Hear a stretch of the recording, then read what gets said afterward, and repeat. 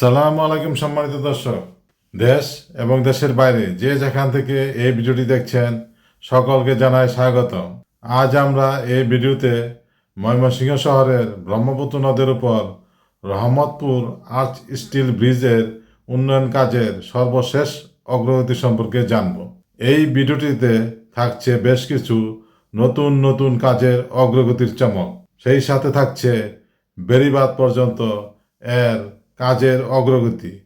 তাই আশা করি আপনারা ভিডিওটি না টেনে শেষ পর্যন্ত উপভোগ করবেন।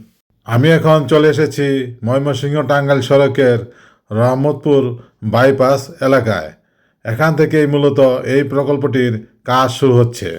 এখানে দেখা যাচ্ছে প্রকল্পটির ওয়ারহেডে অনেক ভারী ভারী মালামাল নিয়ে আসা হয়েছে এবং সামনেই দেখছি পাইলিংয়ের জন্য ভারী যন্ত্রপাতি নিয়ে আসে রাখা হয়েছে।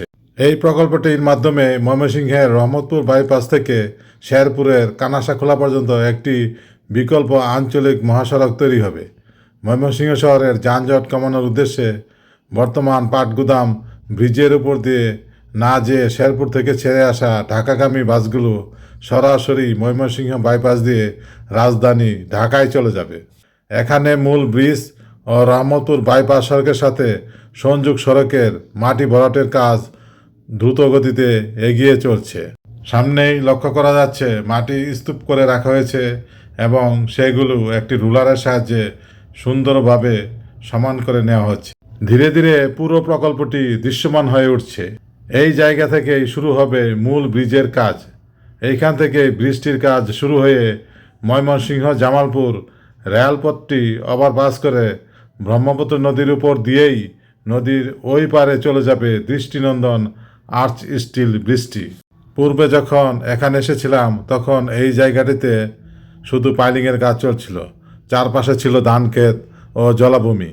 কিন্তু এবার এসে দেখা যাচ্ছে কাজের অগ্রগতি চোখে পড়ার মতো। পিলারের কাজগুলো এখন পুরোদমে এগিয়ে চলছে। জলাভূমিতে মাটি ভরাটের কাজ সম্পূর্ণ করে পাইলিংয়ের কাজ শেষ করা হয়েছে। আর এর এই ধারাবাহিকতায় পিলারের নির্মাণ কাজও অনেক দূর পর্যন্ত এগিয়ে গিয়েছে। এখানে পিলার নির্মাণের জন্য প্রয়োজনীয় রডগুলো শ্রমিকরা দক্ষতার সঙ্গে প্রস্তুত করে নিচ্ছেন। এই ব্রিজটি সহ শেরপুর ময়মনসিংহ বিকল্প নতুন মহাসড়কটি নির্মাণ করা হচ্ছে মূলত শেরপুর ময়মনসিংহের ব্রহ্মপুত্র নদের অববাহিকায় অবস্থিত দীর্ঘদিনের অবহেলিত বিশাল চরাঞ্চলকে কেন্দ্র করে। এই প্রকল্প বাস্তবায়নের মাধ্যমে পিছিয়ে পড়া চরাঞ্চলবাসীর জীবন জীবিকায় আসবে নতুন গতি ও সম্ভাবনা।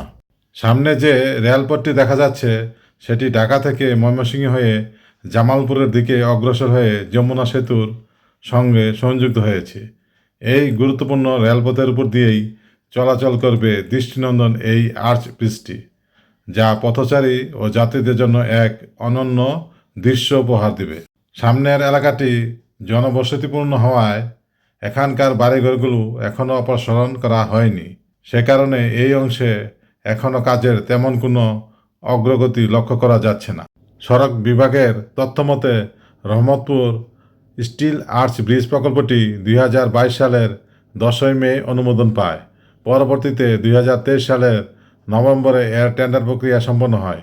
এই সেতুটি নগরের রহমতপুর বাইপাস সড়ককে ব্রহ্মপুত্র নদের অপর প্রান্তে অবস্থিত চর জেলখানা এলাকার সড়কের সাথে সংযুক্ত করবে। প্রকল্পের আওতায় নির্মিত হচ্ছে 1471.66 মিটার দীর্ঘ 2 লেনের স্টিল আর্চ ব্রিজ, যার পাশাপাশি থাকবে 330 মিটার দীর্ঘ স্টিল ট্রাস। এছাড়াও প্রকল্পে অন্তর্ভুক্ত রয়েছে 785 মিটার অ্যাপ্রোচ সড়ক, ফুটপাত, শসা ড্রেন এবং আধুনিক স্ট্রিট লাইটিং ব্যবস্থা। এই প্রকল্পের আওতায় রহমতপুর সেতুসহ নতুন মোট 43 কিলোমিটার সড়ক নির্মিত হলে যানজট নিরসনের পাশাপাশি শেরপুর ও ময়মনসিংহ অঞ্চলের যোগাযোগ ব্যবস্থায় আসবে ব্যাপক ও আমূল পরিবর্তন। প্রকল্পটির মোট ব্যয় ধরা হয়েছে 1842 কোটি টাকা। পরিকল্পনা অনুযায়ী 2025 সালের জুন মাসে প্রকল্পটির মেয়াদ শেষ হওয়ার কথা ছিল। তবে নানা জটিলতা ও প্রতিবন্ধকতার কারণে প্রকল্পটির কাজ আশানুরূপ গতিতে এগোতে পারেনি। ব্রহ্মপুত্র নদীর রহমতপুর অংশে ঠিক এই স্থান দিয়েই নির্মিত হবে দৃষ্টিনন্দন আর্চ স্টিল ব্রিজটি, যা নদীর অপর পারে অবস্থিত জেলখানা চরের অংশ গিয়ে শেষ হবে। বর্তমানে এই নদীর উপর দিয়ে একটি বেইলি ব্রিজ নির্মাণ করা হয়েছে। এই বেইলি ব্রিজের মাধ্যমেই আর্চ ব্রিজ নির্মাণের জন্য প্রয়োজনীয় মালামাল ময়মনসিংহ প্রান্ত থেকে নদীর চর এলাকায় পরিবহন করা হচ্ছে। পরবর্তীতে মূল ব্রিজের নির্মাণ কাজ সম্পন্ন হলে এই অস্থায়ী বেইলি ব্রিজটি ভেঙে ফেলা হবে। এই প্রকল্পের কাজ সম্পন্ন হলে এই মহাসড়ককে ঘিরে চরের বুকে গড়ে উঠবে নতুন নতুন ভারী ও মাঝারি শিল্প কারখানা। এর ফলে সৃষ্টি হবে ব্যাপক কর্মসংস্থান, বাড়বে মানুষের মাথাপিছু আয়। একই সঙ্গে চরাঞ্চলে উৎপাদিত বিপুল পরিমাণ কৃষিজ পণ্য খুব সহজেই ময়মনসিংহ, ঢাকা সহ দেশের বিভিন্ন অঞ্চলে পৌঁছে দেওয়া সম্ভব হবে। শুধু তাই নয়, এই মহাসড়ককে কেন্দ্র করে পার্শ্ববর্তী শেরপুর, কুড়িগ্রাম জেলাসহ সমগ্র এই বিশাল অঞ্চলের মানুষের যোগাযোগ ব্যবস্থা ও সামগ্রিক জীবনযাত্রায় আসবে উল্লেখযোগ্য গতি ও পরিবর্তন। নদীর এই পারে জেলখানার চরে এসে দেখা যাচ্ছে কাজের অগ্রগতি ব্যাপক। এখানে পাইলিংয়ের কাজ ইতিমধ্যেই সম্পন্ন হয়েছে, কিছু বেসমেন্টের কাজ চলছে এবং কিছু বেসমেন্টের কাজ শেষ হয়ে গিয়েছে। এখন পিলারের কাজও শুরু হয়ে গিয়েছে এবং কাজের অগ্রগতি অত্যন্ত সন্তোষজনক। নদীর এপারেও দেখা যাচ্ছে শ্রমিকদের থাকার জন্য কিছু ঘর নির্মাণ করা হয়েছে। এছাড়াও এখানে একটি তারের বেড়াযুক্ত ওয়ারহেড তৈরি করা হয়েছে, যেখানে বিভিন্ন প্রয়োজনীয় যন্ত্রপাতি সংরক্ষণ করা হয়েছে। এবার এখানে এসে পিলারগুলোর কাজ দ্রুত গতিতে এগিয়ে যেতে দেখে আমি সত্যি খুব আনন্দিত। নদীর উপর কোনো পিলার ছাড়াই কেবল দুই পারের দুটি পিলারের উপর নির্মাণ করা হবে মূল আর্চ স্টিল ব্রিজটি। এতে নদীর পানি প্রবাহে কোনো বাধা সৃষ্টি হবে না এবং নির্মাণ খরচও তুলনামূলকভাবে কম হবে। জানা যায় 2022 সালের মে মাসে এই প্রকল্পটি অনুমোদন পায়। আস্তে আস্তে পিলারগুলো যেভাবে একে একে দাঁড়িয়েছে, এর ফলে এই সেতুটি ধীরে ধীরে ক্রমশ দৃশ্যমান হয়ে উঠছে। এই বাড়িটি এখনও এখান থেকে সরানো হয়নি। এই বাড়ির এই পাশেও একটি পিলার উঁচু হয়ে দাঁড়িয়েছে।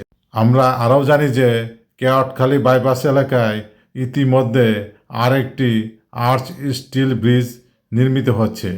এই সেতু দুটির নির্মাণ কাজ সম্পন্ন হলে ঢাকার সঙ্গে ময়মনসিংহ বিভাগের জেলাগুলো সহ উত্তরাঞ্চলের দুই জেলার যোগাযোগ ব্যবস্থা আরও উন্নত হবে।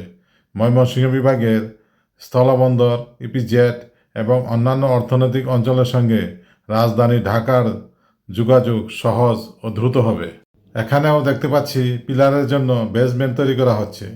পূর্বে যখন এই এলাকাটিতে এসেছিলাম, তখন এই এলাকায় বিভিন্ন ধরনের রডের খাঁচা ছড়িয়ে ছিটিয়ে পড়েছিল এবং বিস্তীর্ণ এলাকা জুড়ে শুধু ধান ক্ষেতের সমারোহ ছিল। এবার এসে দেখতে পাচ্ছি কৃষকেরা তাদের ফসল ঘরে তোলার পর এই কৃষি জমিতেই মাটি ভরাটের কাজ পুরোদমে শুরু হয়ে গেছে এবং এইখানে পাইলিংয়ের জন্য গর্ত করা হয়েছে। এই যে ব্রিজটি, এই ব্রিজটির একাংশ এইখানেই শেষ হবে এবং এখান থেকেই শুরু হবে সংযোগ সড়কের কাজ এবং এই সংযোগ সড়কটি ওই যে খোলা মাঠের প্রান্তরে যে বাড়িগুলো দেখা যাচ্ছে, এই বাড়িগুলির ওই পারেই দেখতে পাচ্ছেন বেড়িবাঁধ। এটি হলো জেলখানা বেড়িবাঁধ।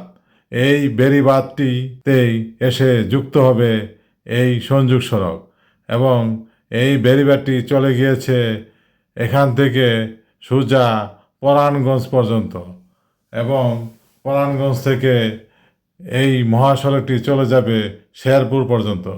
এই বেড়িবাঁধের উপরেও দেখছেন কিছু কিছু জায়গায় ইটের খোয়া ফেলা হয়েছে, কিন্তু এখানে এখন আর কাজ হচ্ছে না, কাজের গতি। এই প্রকল্পটি সম্পন্ন হলে স্থানীয় অর্থনীতি, ব্যবসা বাণিজ্য, পর্যটন ও কর্মসংস্থানের ক্ষেত্রে ইতিবাচক প্রভাব ফেলবে। তাই এই অঞ্চলের মানুষের বুক ভরা আশা অতি দ্রুতগতিতেই সম্পন্ন হবে। তাই আশা করি কর্তৃপক্ষ এই প্রকল্পটি অগ্রাধিকার ভিত্তিতে করবে। আমাদের ইউটিউব চ্যানেলটি সাবস্ক্রাইব করুন ও নিয়মিত আপডেট পেতে বেল বাটনটি অন করে রাখুন এবং কমেন্টে আপনার অনুভূতি লিখতে ভুলবেন না। ধন্যবাদ।